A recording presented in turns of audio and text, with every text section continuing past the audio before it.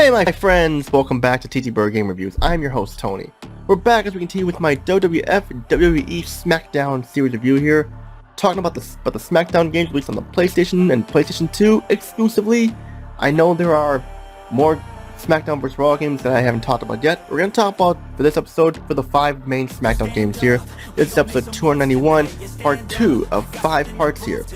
And those of you who missed what happened in part 1, I talked about WWF Smackdown for the PlayStation released in the year 2000. I gave it an 8 out of 10 because it was a great game. It was definitely a great introduction, but there was some lacking in content with no unlockable wrestlers. You only unlocked parts, and the opponent AI was not very good, and the season mode was kind of a mess. But it's still a great introduction for sure. But now we're going to get into part 2. We're going to talk about the sequel, released 8 months after WWF Smackdown. With the game only released 8 months after the predecessor, you tell yourself, is this going to be a good game or no? We're going to find out next in my review of WWF Smackdown 2, Know Your Role for the PlayStation, developed by Ukes and published by THQ, released on November 20th, 2000. Back when I was in junior high, 6th grade. Like less than a month after my 12th birthday. Now, WWF Smackdown 2. What is there to say about it? Is it better than its predecessor? It was released 8 months after the first game, so you think there's no way it can be a good game. Or it is good with problems after being released that quickly. Usually sport games suffer from this yearly trend with new games released every year with just slightly updated rosters, with very few changes with the gameplay and more. WWF Smackdown 2 Know Your Role actually does not suffer from that problem that plagued sport games. While it does play similarly to the first game and sure the graphics only got a slight upgrade and more, it does improve with 6 new types of matches, more wrestlers to choose from, and more customization parts available and everything, making this game the better of the two on the PlayStation. However, it is not perfect due to some problems in the first game being here and still a couple of other issues as well, which we'll get to later on. But we need to continue. Once again, we see our opening cutscene that plays the Smackdown theme once again, and we have some commentary in it too by Michael Cole. That must mean this game has commentary, right? Michael Cole and Taz ringside. We'll find out later on when we talk about the sound. As we get started with things, here we have the modes once again, season, exhibition, all those. Season mode is pretty much the same as last time with some add changes to the storyline, making more sense instead of just oh, this person's a rival this person, oh, this person is mad and stuff, and blah blah blah. The pre-season mode was removed, which did not bother me because I didn't really care for it. This time though, when you play season mode and win matches, there are unlockable wrestlers, unlike last time where there were just parts to create the said wrestler. You still get parts to create whatever wrestler you want, but still a very nice feature to have. Although some wrestlers that were unlocked in the first game like Stone Cold have to be unlocked here, along with some of the Diva wrestlers like Deborah and more. At least you get wrestlers to unlock instead of just parts though. You can also unlock arenas and wrestling moves too, lots of unlockable stuff here. There is also a multiplayer in season mode as well, which makes it more enjoyable. There was also multiplayer last time, but just no multiplayer in the season mode. Although the season mode was better, I still was not a big fan of it having to skip matches in order to wrestle, and the waiting was still pretty long. I say that because the WWF counter system is still here, and the same as before, we will be forced to skip the matches. You are not in or just be able to wrestle, and during the month you only pick a certain amount of wrestlers in gold and stuff. I'm sure people will like this mode, I was just not one of them. Like in the last game, I spent my time with the exhibition mode, and the types of matches are bigger, badder, and better. All the matches from before here, along with some new ones, including like Anywhere Fall, Casket, Hell in a Cell, Survival Match, Table, Ladder and stuff, Flabberknocker and stuff, and TLC, which stands for Tables, Ladders, and Chairs. There was lots to do last time, and there's a lot more to do here when it comes to content and modes and matches and everything. We have a lot more wrestlers here, with some new ones including Kurt Angle, Trish Stratus, The Good Father, Gangre, Essa Rios, Rikishi, Ivory, Sky Tuhati, and more. You can also unlock Michael Cole to wrestle as the announcer, Michael Cole on the ringside.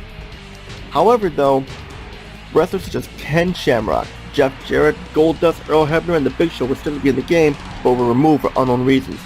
If you have like a cheat device like the Game Shark, you can use them, but it crashes the game. As we pick a mode and match type into the game, and we see the graphics are just as good as the last time, but maybe slightly better.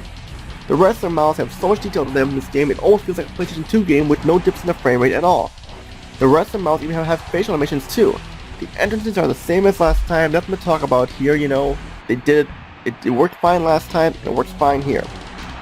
The arenas are really detailed once again with better lighting and more arenas to wrestle in, and you can You can just do random or do this, that, and just customize it to make it your liking and stuff. The special moves are still a hit or miss depending on the wrestler you choose, but that's just me. Some of them look great, while others not so much. The sound aspect is still the weakest of the game. No voice acting once again. There is still no commentary, and that opening cutscene it tricks you into thinking there is commentary, but no, still sound with the rock music. And the rock music is great to listen to, like last time, but after a while it gets repetitive. You hear him over and over and over again. The only voice acting comes from the referee, who we never see once again, and of course Michael Cole in the opening. And you got some of the lyrics and the menu music and stuff and everything. But the menu music though was the weakest of the bunch. It's like a techno with female voice that sounds really out of place. It sounds like something you hear in a futuristic sci-fi anime other than a wrestling game. The gameplay of WWF Smackdown 2 Know Your Role is just as fun as before, with more modes of play, making an improved sequel. It is still a very simple pick up and play, and even people who never played the first game will feel right at home here, and will not even need to play the first game to get into the experience here, because it's fun. Fun here for newcomers as well, and avid wrestling fans and stuff and everything. A lot of elements feel similar to the first game, and to some people this may feel like an expansion instead of a full sequel, but to me it feels like a sequel. It improved on a lot of the gameplay elements. I already mentioned all the wrestlers and the unlocked ones as well, and more and all the stuff you can unlock, which is better than just unlocking parts to create the said wrestlers.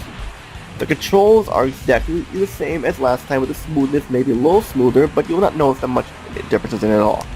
I already explained which button does what in the last part, so if I explain it again, I'll be repeating myself like a machine. The opponent AI is still the same. While they are strong and competitive in the ring, outside the ring they are brain dead once again, taking forever to get back into the ring, and they just stand around like a dumbass through the what I do with someone when the timer strikes 10 and stuff like that. And actually, tell you the truth, now that I can think of it, the opponent AI actually is stronger this time.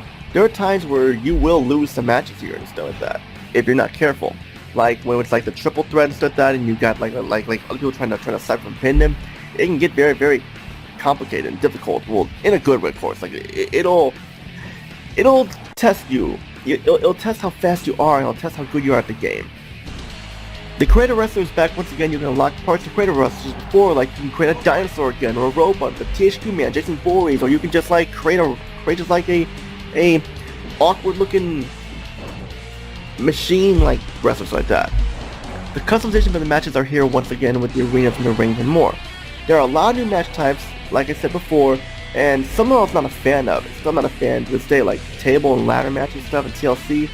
While I like using the chairs and stuff, using them as weapons, I just could never get into the table and ladder match and stuff. Never really cared for them. But my main complaint about WWF Smackdown 2 Know Your Role are the load times. My god, the load times are awful. The load times are so frequent. This is a game that looks almost identical to the first game, and it came out 8 months later, and why does it need this many load times? Every 5 to 10 seconds, when you're in the menu or doing something, it has to load. And the load times take about like at least 30 seconds or so, but come on. Why do we need this many load times? It's not like I don't know, it's not like I don't know, like Metal Gear Solid or something that where it has to load, so it's not like Resident Evil or so it has to load each room you go into or so. It just doesn't make any sense for a wrestling game. Yeah, but whatever. I had a great time with WWF 2 Smackdown Know Your Role. It was the superb sequel to the original on the PlayStation. But now, let's go to our TTBurger pros and cons chart to give this game a score here. With the TTBurger pros, WWF Smackdown is back and better than ever. Lots of wrestlers to choose from. Unlockable wrestlers and parts. Season mode is a little bit better. Excellent graphics. Smooth and simple controls once again. Lots of new type of matches. Wrestler entrances still look great. Creator wrestler is still fun. And now the TTBurger cons, the season mode, while improved, is still disappointing. The opponent AI is still brain dead outside of the ring. The season mode cutscenes still add nothing to the game. No voice setting or commentary once again. Some match types are not much fun.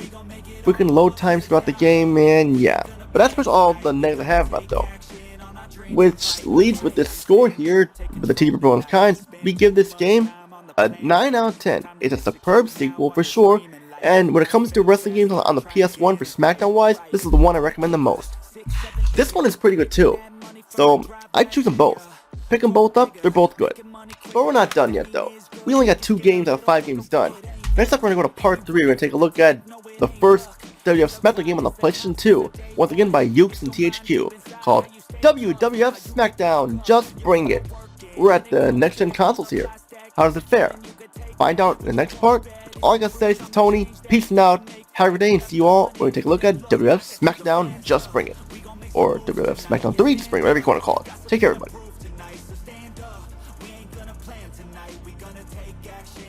Dreams and fight, alright. We ain't gonna stop.